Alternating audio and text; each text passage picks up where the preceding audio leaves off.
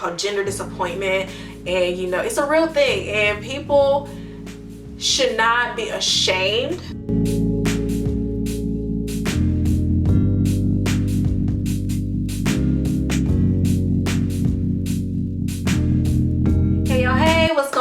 Chris here once again. Hope you guys are doing well and staying safe. So as you guys can see from the title, we're going to be talking about my second trimester.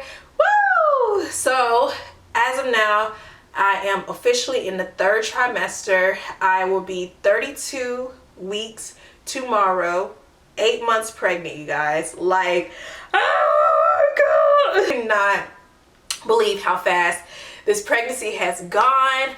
I am literally counting down, well, I'm not literally counting down the days, but when you think about it, like, the days are going by so fast, and April will be here before we know it. When April gets here, we'll be officially on baby watch, okay? So I cannot believe how fast this journey has gone. So I'm going to try to give you guys as much pregnancy content, you know, just share more of my journey, because you guys seem to enjoy it and I get a lot of questions and stuff like that. So I just want to just give you guys as much as I can and incorporate what I can until our little one comes to our side. So without any further ado, let's get it. So if you're new to my channel, welcome, welcome, welcome. Hey girl, hey, hugs. My name is Chris and I'm a digital lifestyle content creator and entrepreneur, and I love doing YouTube videos. I love vlogging and just sharing my life, my style, my journey through motherhood with you guys. If you love what you see so far, make sure that you hit that subscribe button and that notification bell twice, so that way you're notified every time I post a video.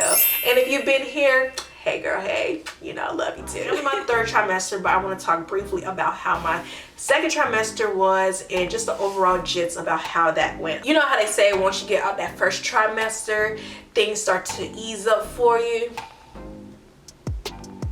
Who lied?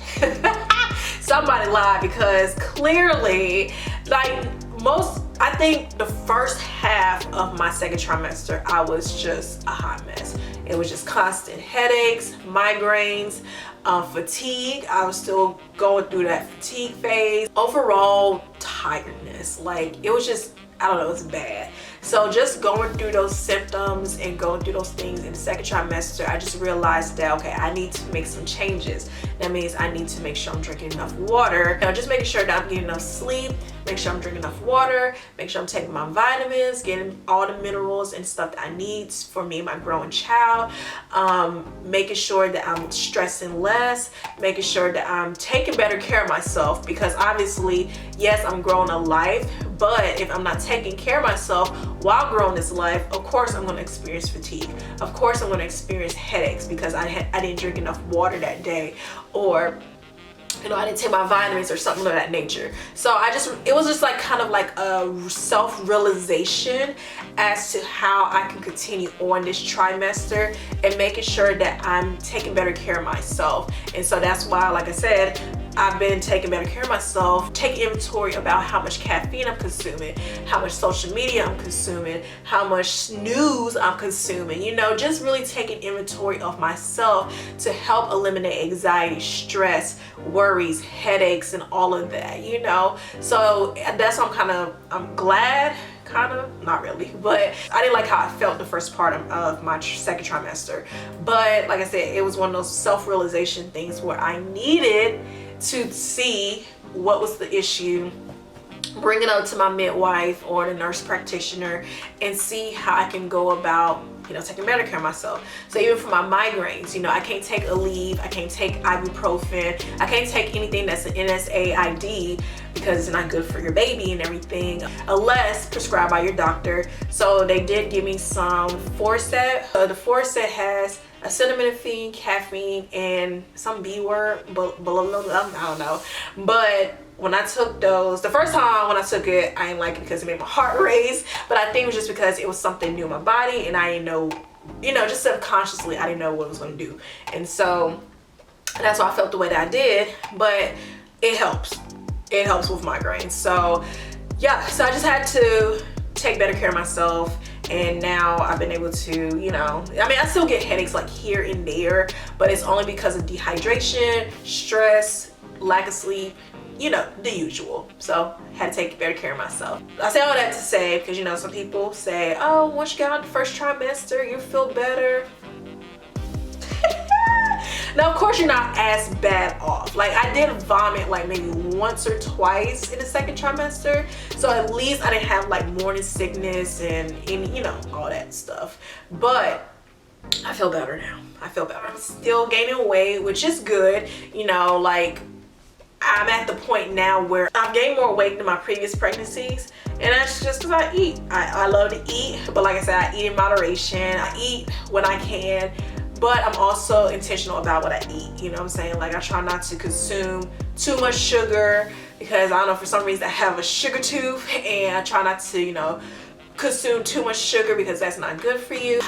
You know, making sure that I'm getting enough protein, make sure that I'm getting enough vegetables, all of that good stuff. So doing the best that I can to take, you know, better care of myself when it comes to the foods that I'm consuming and stuff like that. But also, I'm growing a life. So with the baby, when the baby grows, I grow. So, you know, I wear a size large. I went from wearing a small to a large.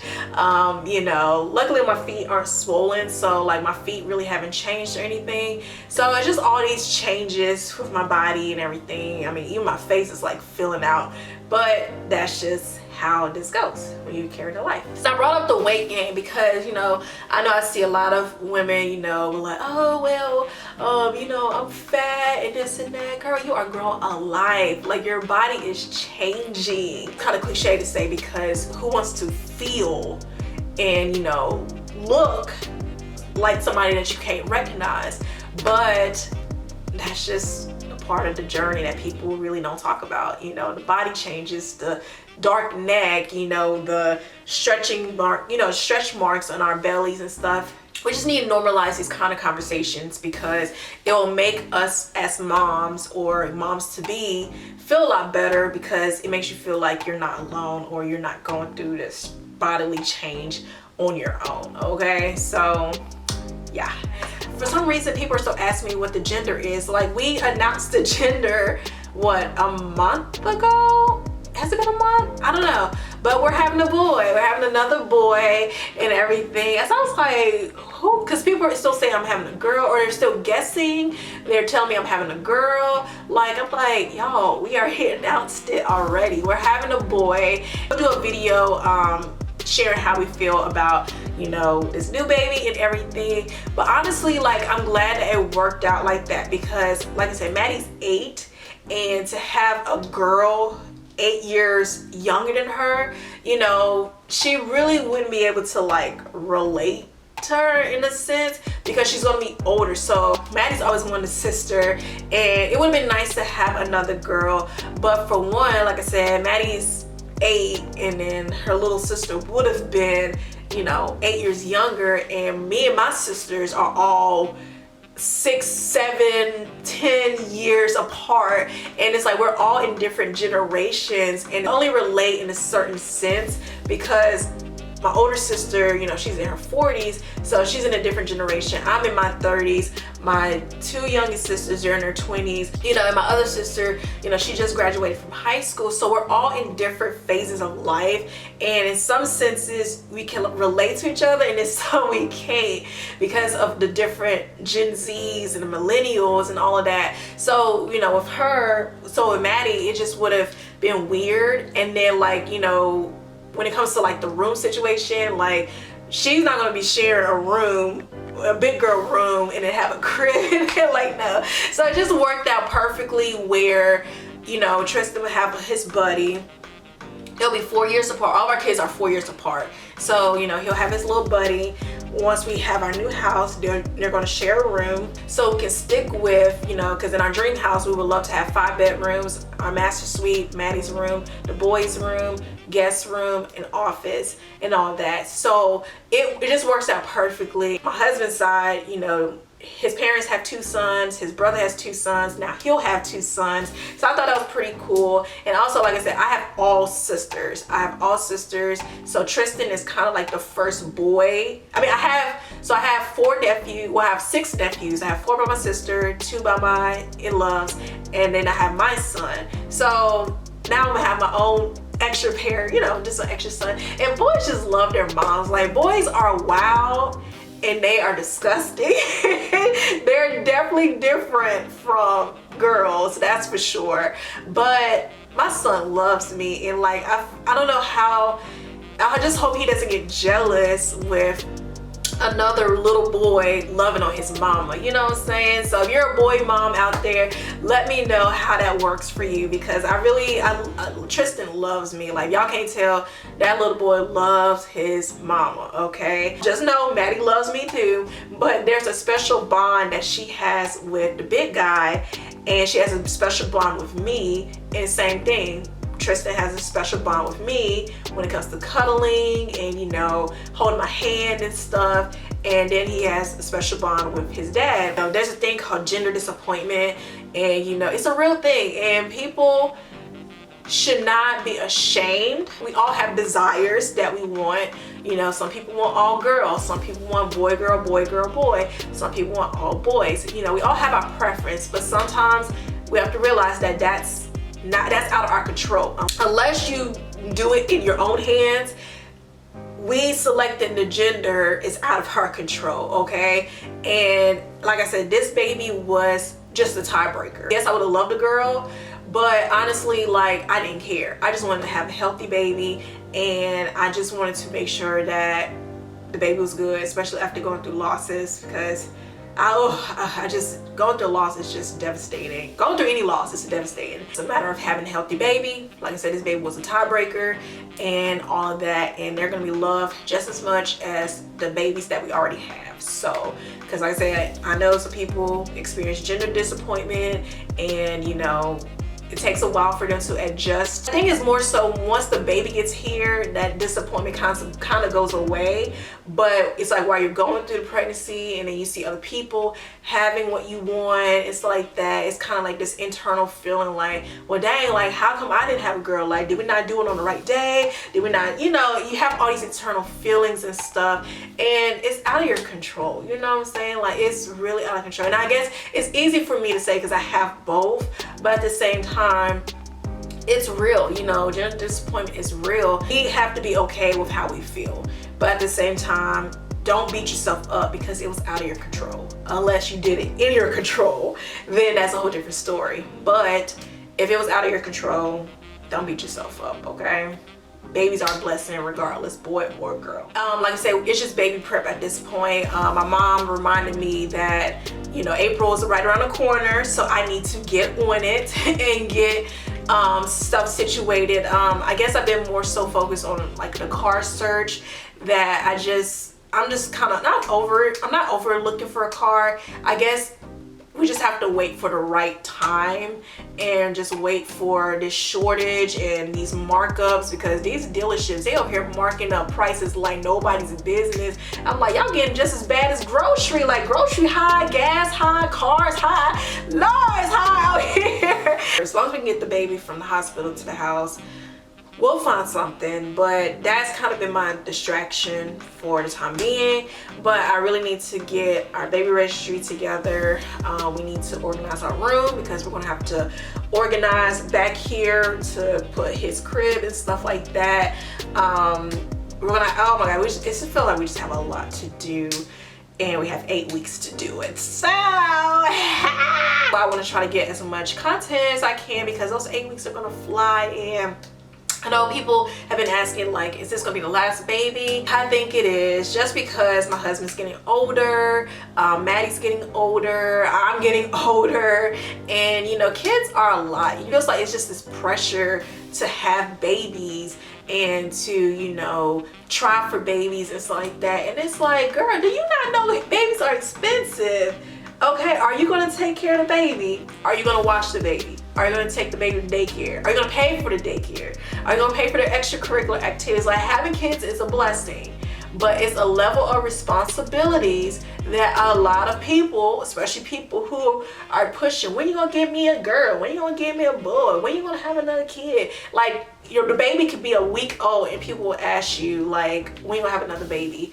Girl, can my vagina heal first? Can I stop bleeding? Can my placenta, can my uterus go back down before asking me if I'm having another baby? This pressure on the women to just keep having babies and just.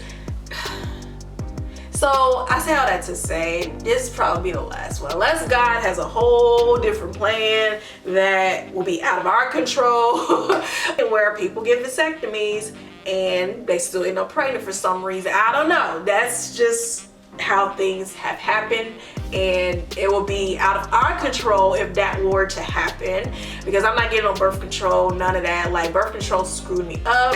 I do not want to get on it. I've done enough carrying kids and doing all of that. So the big guy, you going to have to take care of yourself this time. God just so happens to send a miracle our way. We'll be happy regardless, but on our time, yeah, I think 3 kids will be enough. So that's what I'm trying to enjoy these last couple of weeks until baby comes earthside, and then, you know, enjoy the newborn stage, enjoy the infant stage, all of that. Because like I said, we like us starting over because we have to buy a lot of stuff and do all this research. I'm like, bro, like this, where did this come from? I've never seen this product before. So yeah, a lot of prep, but we're gonna take it one day at a time, and you guys can come along if you guys will like. So that is it for my second trimester. Like I said, besides not feeling well, the gender, just prepping now and just taking it easy, taking it day by day, getting ready for, like I said, this trimester is all about prep for us. So that's pretty much it. But second trimester was good for the most part. I really can't complain, minus the lingering symptoms from the first trimester. So I hope you guys enjoyed today's video. Give me a big thumbs up if you enjoy it, and if you want to stick around to watch the rest of this pregnancy journey, make sure that you're subscribed and hit that notification bell twice so that you're notified every time we post a video. Oh, I gotta show y'all the bump. Bump. Gotta show y'all the bump. Alright, so we are here. So this is 30, tomorrow I'll be 32 weeks. So this is 32 week bump. Got more belly than I got booty. Dr. Miami, where you at? I'm just kidding. But yes, this is 32 weeks. 32 weeks. I'm trying to do a little heart. Isn't that what they do? Yay. So yeah, we're almost there, you guys. So I hope you guys enjoyed today's video, and I'll see you guys in the next one. Bye.